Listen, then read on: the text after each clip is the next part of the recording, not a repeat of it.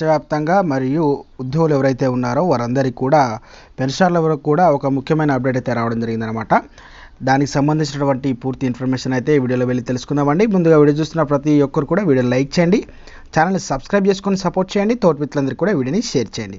వివరాలు కనుక వెళ్ళినట్లయితే, పెన్షన్ కానుక కాదు మన హక్కు, సుప్రీంకోర్టు ఇచ్చిన హామీలు అమలు చేయరా, ఏపీ తెలంగాణ రెండు రాష్ట్రాల్లో అకాడమీలపై హైకోర్టు ఆగ్రహం, బకాయిల్ని 30 రోజుల్లోగా చెల్లించాలని ఆదేశం, తదుపరి విచారణ జూన్ 27 వరకు వాయిదా, చట్ట ప్రకారం ఉద్యోగం చేసిన రిటైర్డ్ అయ్యాక పెన్షన్ కోసం కోర్టు చుట్టూ తిరిగే దుస్థితి తెలుగు అకాడమీ కల్పించిందనమాట. హైకోర్టు తీవ్ర ఆక్షేపించింది.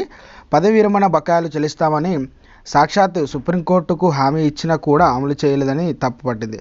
పెన్షన్ అంటే ప్రభుత్వం ఇచ్చే కానుక కాదని, అది రిటైర్డ్ ఉద్యోగుల హక్కు అని స్పష్టం చేసిందనమాట. రాష్ట్ర విభజన తర్వాత రిటైర్డ్ అయిన ఉద్యోగులకు పెన్షన్తో పాటు పదవి విరమణ ప్రయోజనాలను చెల్లించాల్సిందేనని తెలంగాణ, ఏపీ రెండు తెలుగు రాష్ట్రాల అకాడమీలు అయితే ఆదేశించినట్టు మనకైతే సమాచారం అందిందనమాట. అయితే ఉద్యోగులు సర్వీస్ రికార్డు 15 రోజులు పరస్పరం అందజేసుకోవాలని చెప్పిందనమాట. ఆ తర్వాత పెన్షన్ లెక్కించి మిగిలిన బకాయిలు 2 వారాల్లో చెల్లించాలని తేల్చి చెప్పింది. ఇక జీవిత చూసుకున్నట్లయితే పెన్షనర్లు 6% వడ్డీ పొందేందుకు ఇక అర్హులను పేర్కొన్నారన్నమాట. ఇది ఉద్యోగులకు సంబంధించి పెన్షన్లకు సంబంధించిన అప్డేట్ అండి.